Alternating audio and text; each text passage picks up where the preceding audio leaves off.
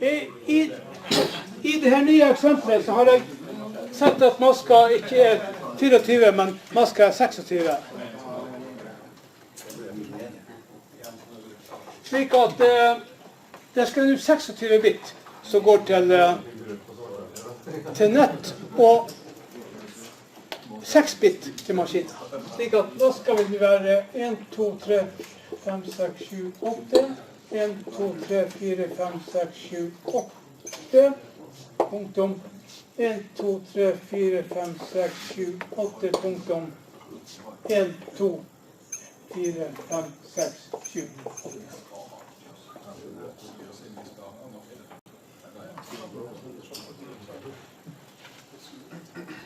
Hva for en av de her oktettene skal vi ta hensyn til nå?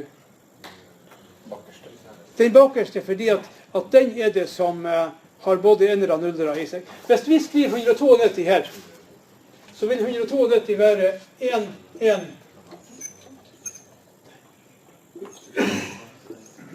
Og hvis vi skriver 168, så vil det være 1, 0. 1, 0, 1, 0, 1. 0, 0, 0. Og 23 vil være 0, 0, 0, 1, 0, 1, 1, 1. Og 18 vil være 0, 0, 0, 16, 0, 0, 1, 0. Stemmer ikke det? Ja. Spørsmål? Ja. Så vi kommer frem til den første rekka her. Den første rekka, det er den som sier 255, 255, 252. Nei, 255, 5, og så kommer her en X bakom her. Slik at vi fyller på når vi har 26 bit i maska. Så vil det være 26 enere etter hverandre her. 8, 16, 24, 25, 26. Ja.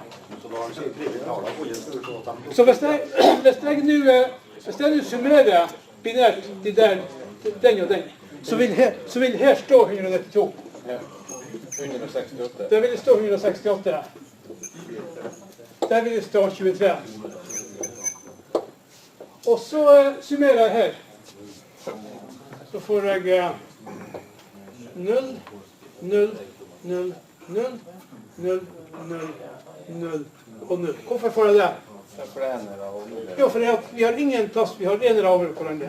Slik at den første adressen i dette nettet, den vil nå være det vil være 192, 168, 23, punktum.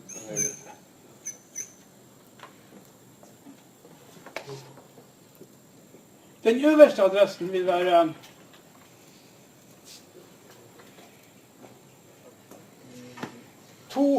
1, 2, 4, 8, 16, 32, 64 minus 1, som vil være 63. Altså det vil være 64 maskiner i dette nettet.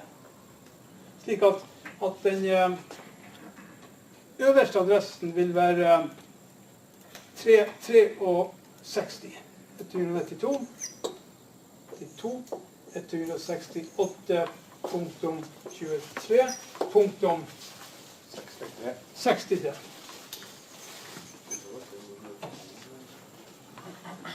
Hvorfor det ble 0? Jo, fordi at når vi summerte binært 0, 0, 0 gjør 0, 0, 1 gjør 0, 0, 0 gjør 0, og så videre. Det er ingen plasser der står en rang gjør hverandre. En blir 1, men 1 0 og 0 1 blir, og 0 0 blir 0. Derfor. Slik at når vi skulle se på hva øverste adressen blir, da vel så blir det, så teller vi 1, 2, 4, 8, 16, 32, 64 minus 1, fordi at de øverste adressen er alltid 1 mindre, slik at den blir 63.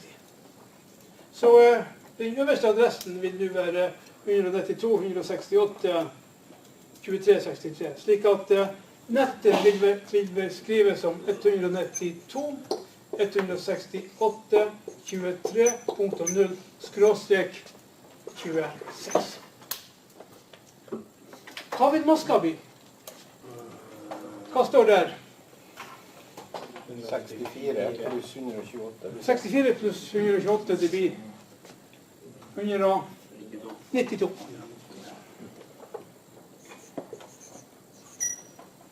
Så maska vil bli 255.255.255.192.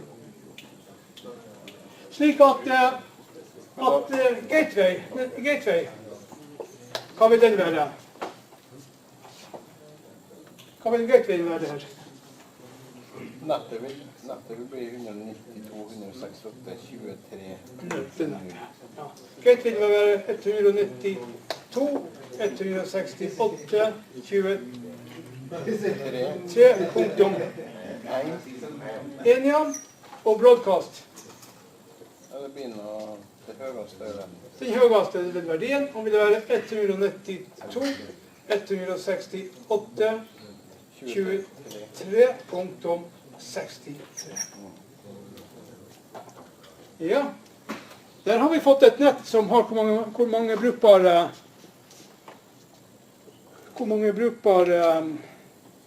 adresser? 62. Nei, 61. 61 brukbare adresser har vi i dette nettet. Så vi ser at hvis jeg nå har et maskin som heter 192, 168, 23.72. Hvis jeg har den maskinen, vil de to maskinene se hverandre? Nei. De vil nå ikke se hverandre. Fordi at de er nå havnet i ulike nett. Ja. Så vi kan spinne litt videre på den der, og så erstatter vi den 18 med 72.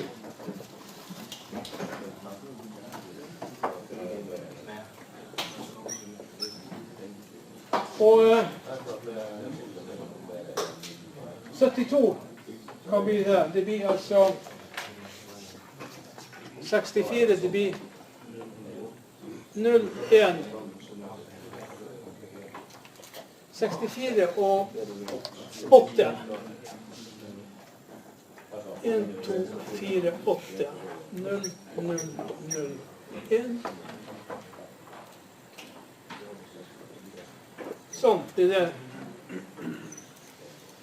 det rett. 1, 0, 0. 0, 0. Sånn. Så her står det da forhåpentligvis 72. Dere sjekker det hvis dere har. Her står det 1, 2, 4, 8 pluss 64 skulle bli 72. Ja. Summerer vi dette, så får vi 0, 0, 0, og den fjerde blir 0, 0, 0, 1, 0. Slik at den siste adressen nå vil bli 192.23.64. Slik at det blir første adressen i dette nettet. Den vil være 192.23.64. Enig i det? Ja. Hvor mange kan bli siste adressen? Jo, her skal vi få 1, 2, 4, 8, 16, 32, 64 minus 1. Det blir 63, det blir 120.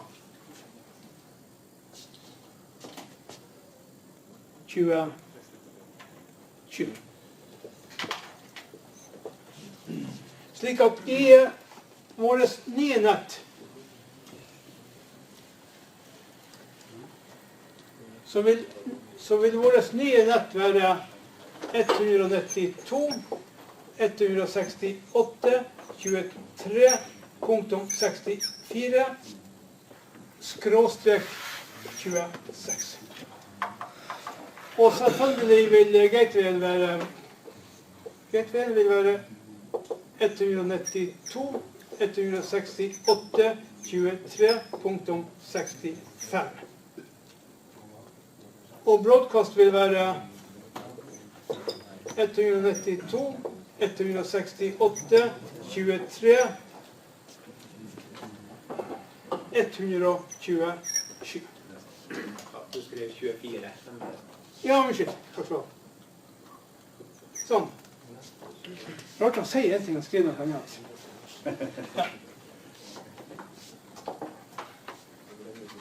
Kan du ta den 27, ja? Ja, så er det jo ikke den der. 127. 127. 64 og 64. 128. 64 og 63. 127. Og hvordan fikk jeg 64? Jo, jeg ser på hvor skillet mellom nullene er. Så har jeg 1, 2, 4, 8, 16, 32, 64 minus 1. Slik at vi skal 64 minus 1, så blir 63, som jeg skal plusse på den 64. Så får jeg siste adressen. Så får jeg 192, 168, 23, 127 som siste adresse i dette. Maska blir fortsatt den samme.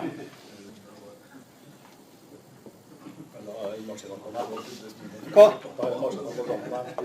Nei, maskinen er ikke på samme nett, men maska er den samme. Alle som har 255, 255, 255, 0 er ikke på samme nett.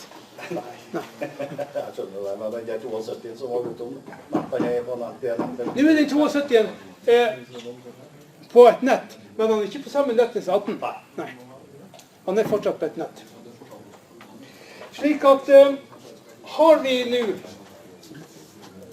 det nettet som heter, hvis vi har et nett som heter 192, 168, 23 og x skråstrek 26. Så betyr det at hvis dette var et klasse C-nett, i et klasse C-nett så har vi plass for 255 eller 256 unike adresser, så er det noen som går bort. Slik at, hva har vi gjort nå når vi har flyttet maska fra 24 til 26? Jo, vi har delt dette nettet i 4. Fordi at når nulleren stod der, da hadde vi ett nett. Når vi flyttet nulleren ender dit, så får vi 2. Flytter vi dit, så får vi 4. Flytter vi dit, så får vi 8. Og så videre. Slik at vi har delt opp nettet i flere, nettet blir større, men vi har fått færre maskiner i nettet. Slik at vi får et nett som går fra 192, 168, 23, punktum 1 til 63. Og så får vi et nett som går fra 192, 168, 23, punktum 64 til 127. Så får vi 192, 168, 23, 65 til 191, blir ikke det? 130. 128 er det. 128 skal vi selvfølgelig ha der. Takk skal du ha. 128. Og så har vi et som går fra 192, 168, 23, punktum 192 til 255. Slik at vi har fått dette klasse C-nettet delt inn subnetter til 4 små nett. Men kan maskinene innenfor disse 4 nettene se hverandre? Nei. Det kan de ikke gjøre. Slik at de som ligger fra 1 til 63 ligger i et nett, fra 64 til 127 et annet, fra 128 til 190 i et tredje, og fra 192 til 255 i et fjerde nett. De kan ikke se hverandre. Hadde vi flyttet maska og sagt 27, da hadde vi ikke fått 4 nett, da hadde vi plutselig fått 8 maskiner. Men hvor mange maskiner har vi plass for i dette nettet her? Det har jo krympet det da. Ja, du har plass for 61 maskiner. Da hadde vi fått plass bare 32, altså 16, så etter hvert vi flyttet ut, og får vi færre og færre maskiner. Men det til sammen så er det jo det samme da. Men, ja. Til sammen, men du kan si at vi har økt størrelsen på nettet, men vi har krømpet antall maskiner i nettet. Og dette kan jo selvfølgelig ha en praktisk betydning i en bedrift, hvor du ønsker at du har et slags senett tilgjengelig, men du ønsker å kunne dele opp dette nettet, la oss si til at de der og de der har hver sitt nett. Eller la oss si at du har hjemme at du har hybelboere, leieboere, som skal ha internett hos deg. Så kan du dele opp dette nettet og si at du er innenfor den biten, og så setter du hybelboerne innenfor et annet subnett. Ja. Må man ha en jævla ruter for det? Eller? Da må du ha en ruter. Hva er vitsen med det? Hva er vitsen med det? Jo, fordi at hvis du og leieboeren din, og leieboeren din er jævlig god å hacke, kan han jo godt være, så ungdommene de lykker de kan. Så kan det være det at leieboeren din greier å hacke seg inn på din maskin, og dere er på samme nett og kan se hva du gjør. Og det er ikke alltid at du ønsker det. Hvis du hiver leieboeren på et eget subnett, så kan ikke han se deg når han kan komme ut på nettet, på internett og sånt. Men han er på et eget nett. Du ser ikke han, og han ser ikke deg. Er det sånn det foregår på bedriftssiden? Ja, det er sånn det foregår. Ja, der har du jo tilganger på forskjellige server. Ja da. Det er delvis sånn. Du kan sette tilgang kan du sette på denne måten, men tilgangen kan du også sette på server. Ja, ja. Men her er en veldig grei måte. Du kan si at på skoler, hvor du har elevnett, gjestenett, adminnett og så videre, så ser du det at du har tatt hvert sitt som subnett til ulike biter. Ja. Fordi at du har 253 maskiner tilgjengelig hjemme, men hva har du bruk for? Nei. 4-5 kanskje? Ja. Så i noen tilfeller kan det være gunstig å dele dette opp i subnett.